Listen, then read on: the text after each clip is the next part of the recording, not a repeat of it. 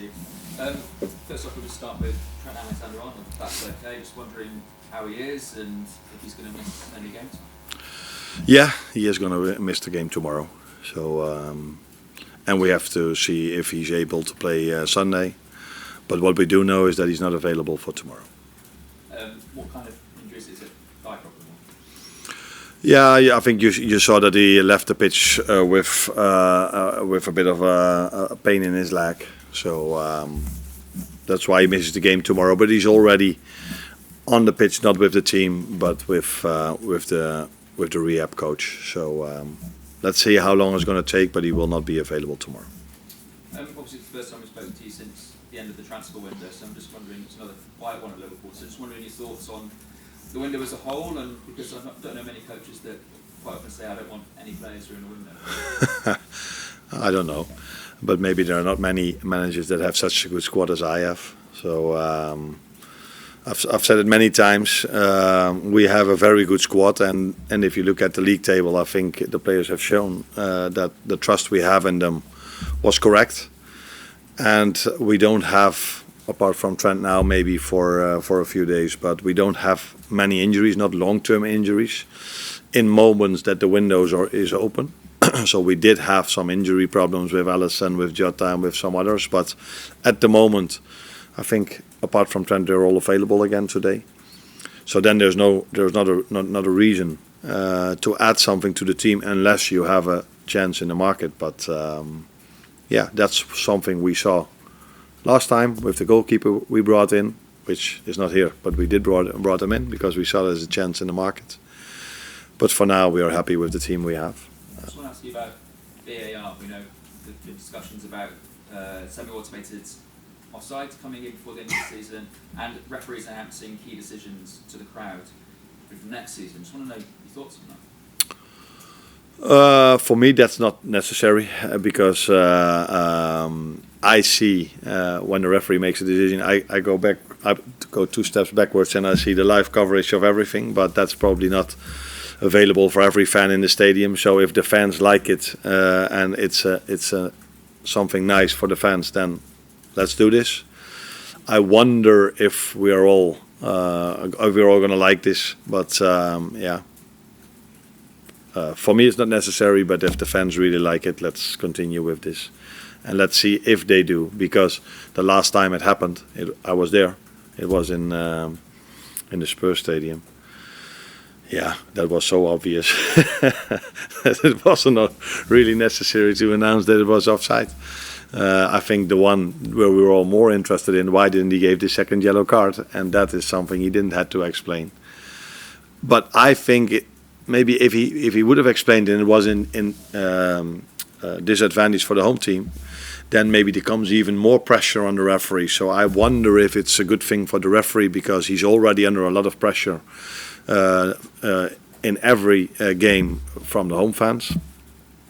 And I think this him explaining if it's against the home team would even add more pressure in the next and the next and the next decision he has to make. But they always tell me they are very well trained for this, which I am certainly not, because if I have to blow my whistle during a training session, then I'm always like, okay, he's a bit frustrated, let's give him the free kick for the next time. But so I will probably not be a good referee.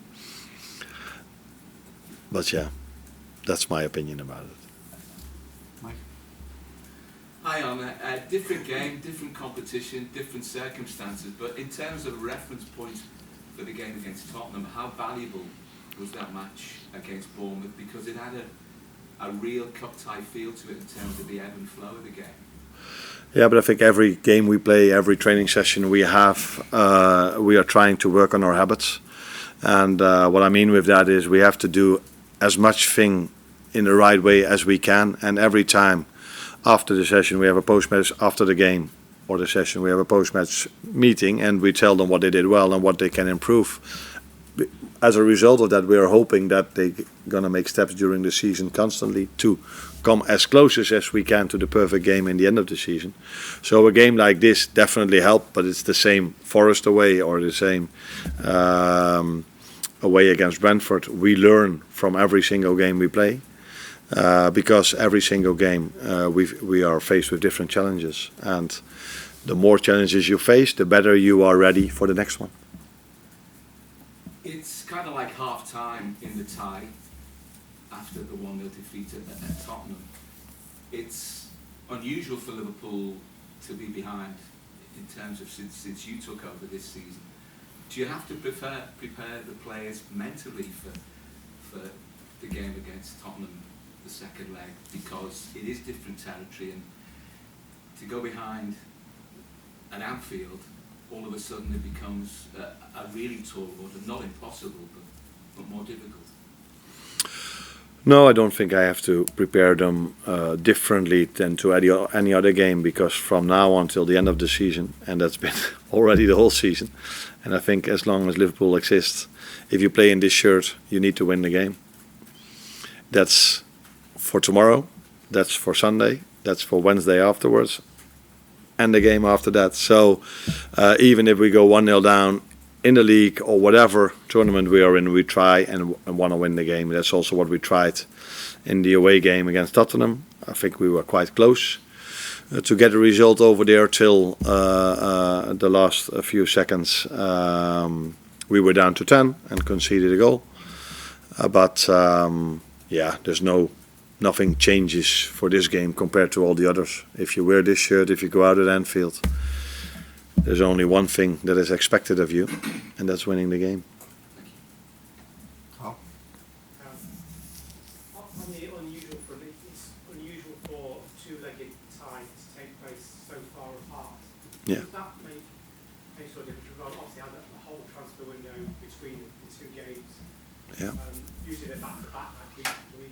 Does that make a difference to anything? Yeah. And now you tell me, I'm like, yeah, you were right. Is this unusual for England as well, or is this usual in the League Cup? It's unusual, I think, for this one. It's not used this far apart. Okay. Yeah. Yeah. Not that it matters a lot, but if you play 1 week later, then normally you face exactly the same team again. And now with all the injuries Tottenham had last time we played them, would have been a bit more in our advantage if we played them 1 week later again. Although we lost against the ones that were fit that time. But indeed, they did brought in 3 players, I think. One of them was already there. The goalkeeper was already there in the window. So now we face two different ones. I wonder if Mickey van der Ven is ready to play. He of course has a big impact on that team. So yeah, it might change the quality we face tomorrow compared to the last time. But we were already not able to win from the team that played last time. So it's going to be a difficult one, which we know. If you reach the semi-final against Tottenham, you know it's going to be a difficult one. But I think we will be better than the last time as well. With Trent being out, it makes it an opportunity for Connor Bradley maybe to play. After his experience in Eindhoven, was that an important learning curve for him? He played the game against Tottenham also back then. I just said it as well. I think every single game, every single training session has something to learn. Or if it isn't, then it wasn't a good training session I gave them, because I think you're trying to give them something where they can learn from every single session, every single game. And that is something I think we played in Eindhoven quite a good game if you take into account the team we've played with. So this team hardly ever played with each other.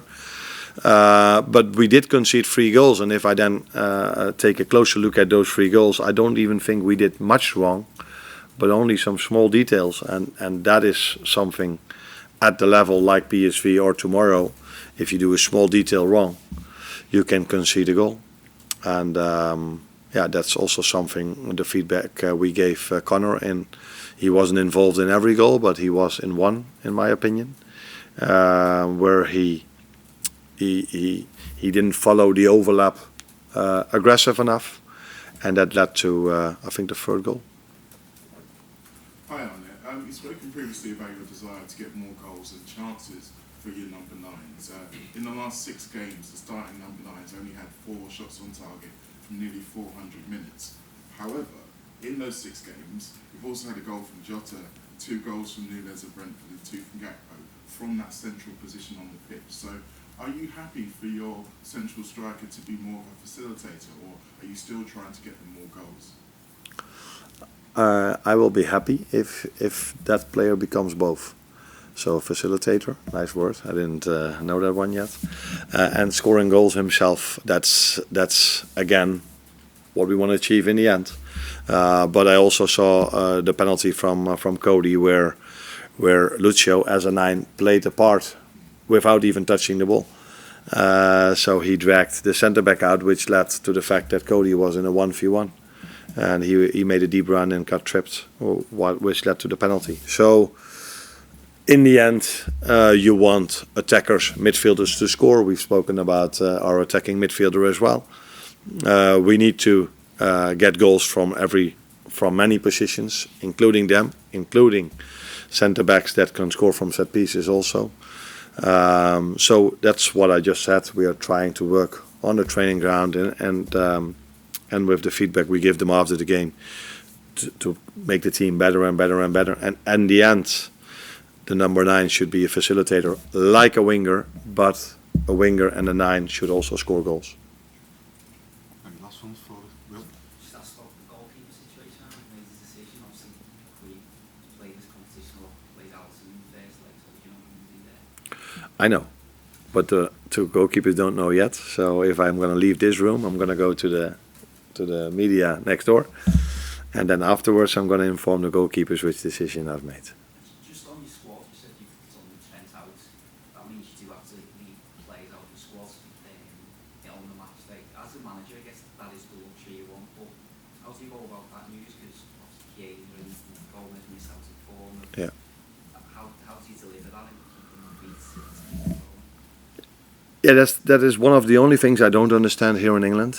So everywhere around the world and in Europe as well, when we play Champions League, we can take 23 players to the game. And we are here in a country where we play the most games, especially like the likes like Aston Villa, us, Arsenal, Chelsea, all the ones that are playing in Europe. And we have the League Cup over here and the FA Cup. So we play so many games. So if you are able to play all these games, you need a big squad. That seems to be fair to me. And then one of the things is so important for a manager. So to pick the first 11 is difficult, but to tell someone that he's not even in the squad makes it even harder. So I don't understand why we don't go to 23 in this country, because this country plays the most games everywhere around the world, and we only have 20 players that we can take to the game. So it's not for that game, because 9 substitutes are more than enough, but to keep the dressing room going.